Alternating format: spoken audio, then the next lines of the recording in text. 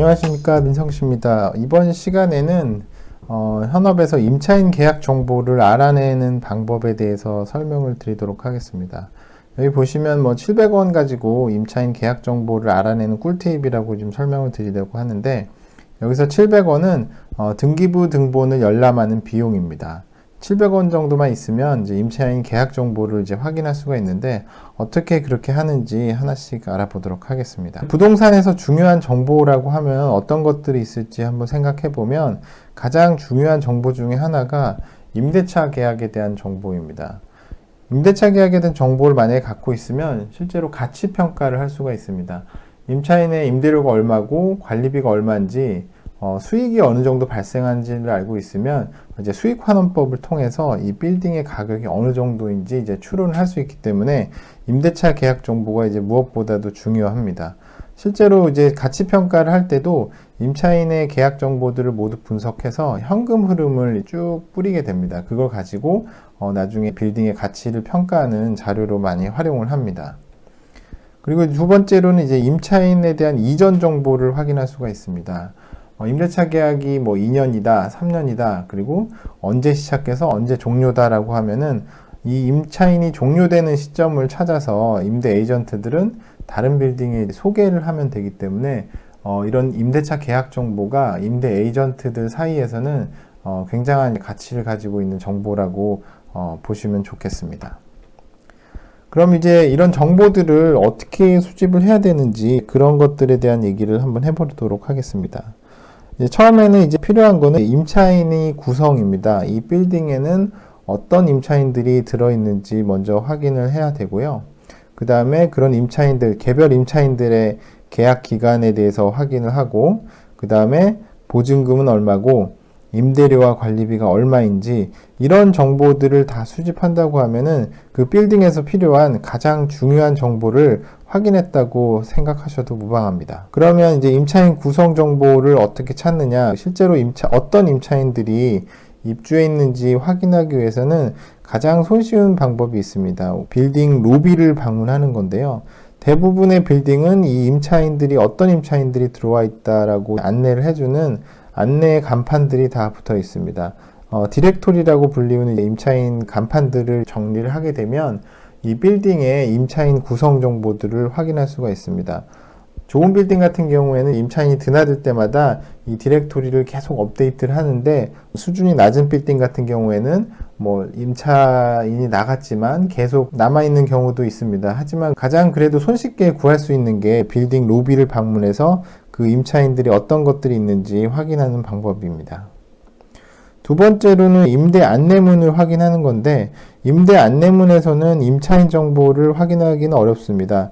빌딩마다 이제 임대를 하기 위해서 임대 안내문을 배포하는 경우가 있습니다. 임대 안내문에서는 무엇보다도 그 빌딩의 공시를 확인하실 수가 있습니다. 왜냐하면 임대 안내문을 보내는 거는 이 층이 비어 있으니까 임대를 하십시오라고 보내는 거기 때문에 그 빌딩에서 지금 비어 있는 공실 현황을 무엇보다 가장 먼저 알 수가 있고, 거기에 부가해서 임대료 관리비 기준가를 알 수가 있습니다. 그래서 이 두 가지 정보를 통해서 임차인의 구성과 공실의 파악이 가능합니다. 두 번째로 임대차 계약 정보를 확인하는 법에 대해서 설명드려 보도록 하겠습니다. 서두에 말씀드린 것처럼 임대차 계약 정보를 확인하기 위해서는 첫 번째로 등기부 등본을 발급을 받으시면 됩니다.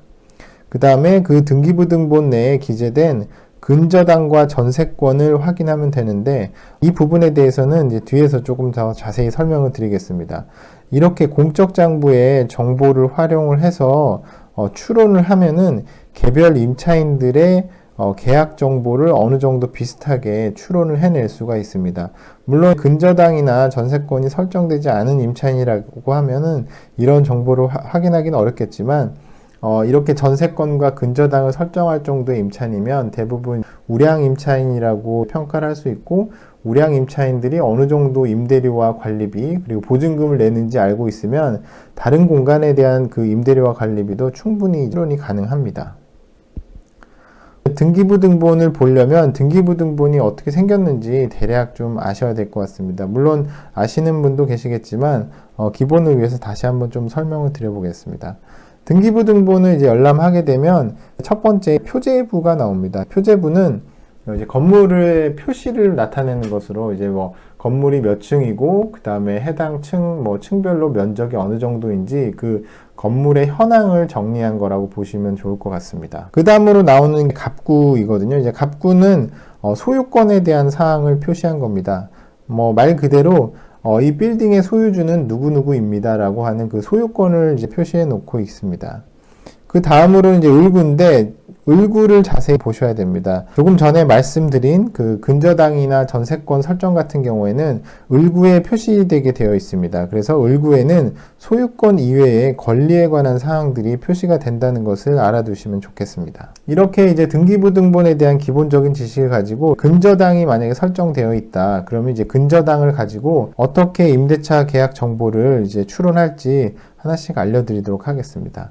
우선 이제 근저당을 설정하게 되면은 보통 임차인들이 이제 보증금에 대해서 근저당을 설정을 하는데 채권 최고액이라고 해서 이제 보증금의 130% 정도 수준에서 그 채권 최고액을 설정을 합니다. 다른 빌딩 같은 경우에서는 뭐 110%에서 130% 왔다 갔다 하는데 이 채권 최고액이 이제 100%가 아니고 130%를 설정하는 거는 나중에 채권을 회수를 할 때 문제가 생겼을 때 원금이나 이자, 그 다음에 근저당 실행비용 등을 감안해 가지고 130%로 보통 여유 있게 설정을 하게 됩니다. 그러면 근저당 채권 최고액이 130%라고 하는 거는 역으로 이제 100%로 그 금액을 환원을 하면은 그 임차인의 보증금을 확인할 수가 있는 겁니다. 그래서 이렇게 그 근저당 금액만 확인하게 되면 그 임차인의 보증금 금액 계산이 가능해집니다.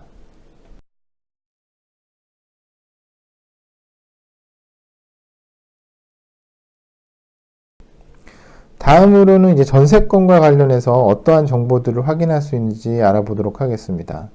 보통 전세권 같은 경우에는 전세금의 100%를 이제 설정을 하게 됩니다. 그렇다고 하면은 이제 보증금이 그대로 전세권 설정 금액과 똑같다 이렇게 이해를 하시면 좋을 것 같고, 전세권 같은 경우에는 내가 그 공간에 대해서 사용을 하는 거기 때문에 그 공간을 사용하는 전세 계약 기간, 면적, 임대료 등이 기재가 되는 경우가 있습니다. 그래서 만약에 전세권이 설정된 임차인을 찾았다고 하면은 완전한 계약 정보의 수집이 가능합니다.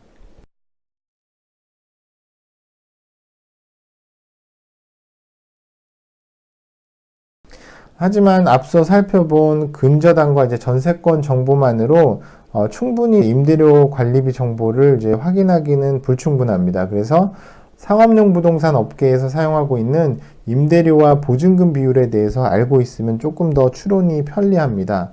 보통 상업용 부동산 업계에서는 임대료가 1이라고 하면은 보증금을 한 10배수 정도를 받게 됩니다.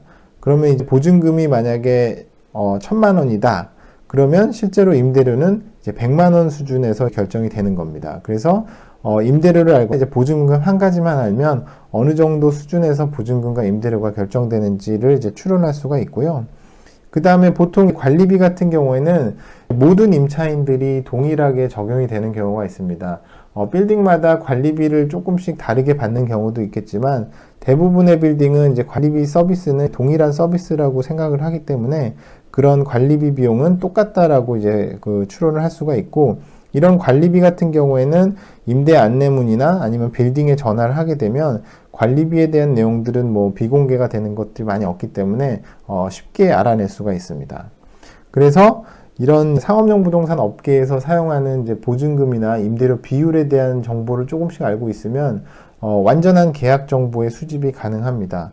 만약에 내가 보증금이나 임대료 둘 중에 정보를 하나만 알고 있다. 그러면은 실제로 임대 안내문을 발송한 이제 임대 에이전트나 건물주 쪽에 이제 통화를 보면 어느 정도 수준인지 충분히 확인할 수가 있기 때문에 이제 그런 여러 가지 정황들을 확인해서 임대료와 관리비 정보들을 이제 만들면 좋겠습니다. 지금부터는 이제 등기부 등본 발급받는 법을 잠시 설명을 드리도록 하겠습니다. 컴퓨터 화면을 통해서 설명을 드릴 텐데 하나씩 따라해보면 어렵지 않으니까 대략적인 방법만 말씀드리도록 하겠습니다. 인터넷 등기소에 일단 접속을 해서 열람을 하는 데는 700원이고 발급받는 데는 1,000원입니다. 그래서 하나씩 따라해 보도록 하겠습니다. 인터넷 등기소에서 등기부 등본을 열람하는 방법을 좀 설명을 드리겠습니다. 여기 이제 대한민국 법원 인터넷 등기소에 가시면 등기 열람 및 발급이 있습니다. 그래서 여기서 열람하기를 하면 그 등기부 등본을 열람을 직접 하실 수가 있고, 저 같은 경우에 지금 설명드리기 위해서 미리 발급을 받아놨습니다. 그래서 여기 가보시면 재열람하기에 보면 제가 오늘 살펴볼 빌딩은 그 삼성동에 있는 파르나스 타워 이제 업무동입니다. 이렇게 이제 발급받은 내역을 열람을 할 수가 있습니다. 그러면 실제로 파르나스 타워에 대해서 미리 좀 한번 확인해 볼 텐데, 인터넷에 파르나스 타워를 치게 되시면 이제 파르나스 타워 같은 경우는 이제 홈페이지가 있습니다. 그래서 아까 말씀드린 것처럼 이제 빌딩에 방문을 해도 좋지만 이렇게 인터넷을 통해서 임차인에 대한 정보를 미리 확인하는 것도 한 가지 방법입니다. 그래서 파르나스 타워의 이제 홈페이지에 가보면 여기 친절하게 이제 층별 입주사 현황이 이렇게 들어있는 걸 보실 수가 있습니다. 이제 클릭을 하고 들어가시면 저층부, 중층부, 고층부 이렇게 입주사명이 다 나와 있는 걸 볼 수가 있습니다. 그래서 여기 보면 이제 CJ ENM이 많은 층을 사용하고 있는 걸 보실 수가 있고, 1층에는 NH투자증권, 이마트도 지금 들어와 있고, 중층부로 한번 가보겠습니다. 중층부에는 라이엇 게임즈 코리아가 일부 쓰고 있고, CJ ENM이 또 보이고, 여기 보니까 이제 율촌이 많은 층을 지금 사용하고 있는 것으로 보입니다. 고층부에도 율촌이 들어와 있는 걸로 알고 있는데, 이렇게 많은 면적을 지금 사용하고 있습니다. 그러면 이제 등기부 등본으로 돌아가서 어떤 식으로 지금 권리사항들이 들어가 있는지 살펴보도록 실제로 하겠습니다. 발급된 등기부 등본을 하나씩 살펴보면서 앞서 설명드린 것들이 어떻게 적용이 되는지 한번 확인해 보도록 하겠습니다. 등기부 등본 이제 열람한 거를 하나씩 살펴보도록 하겠습니다. 앞서 설명드린 것처럼 이제 표제부에는 건물의 표시가 나와 있습니다. 그래서 빌딩을 보면 이거는 1층부터 38층까지 이제 건물이 구성이 되어 있는 걸 볼 수가 있고, 갑구에는 이제 소유권에 대한 사항으로 해서 파르나스 호텔 주식회사가 소유권을 가지고 있는 걸 보실 수가 있고, 아까 말씀드린 빌딩의 정보를 찾는 법, 이제 소유권 이외의 권리사항이 기재된 을구를 보시면 이제 근저당이 설정이 되어 있는 것을 보실 수가 있습니다. 임차인 이름으로 CEO 스위트라는 곳이 있는데, 이쪽에 있는 CEO 스위트에 대한 그 근저당 금액을 보실 수가 있습니다. 그래서 그 임차인은 7억 3천 정도 이제 채권 최고액을 설정하시는 걸 보실 수가 있고, 페라메트릭 코리아, 그 다음에 여기 아까 있었던 라이엇 게임즈 코리아도 지금 42억 정도 근저당을 설정한 것으로 보입니다. 좀 내려가 보면 아까 어도비도 있었거든요. 그래서 어도비에 대한 근저당 설정 금액, 그 다음에 NH투자증권 아까 1층에 있던 그 임차인도 있고요. 이 설정이 지워진 거는 아마 계약이 끝나가지고 나갔거나 이제 해지를 한 임차인으로 보여지고, 이 빌딩의 특징을 보니까 대부분 다 근저당만 설정을 해주는 그런 식으로 되어 있는 것 같습니다.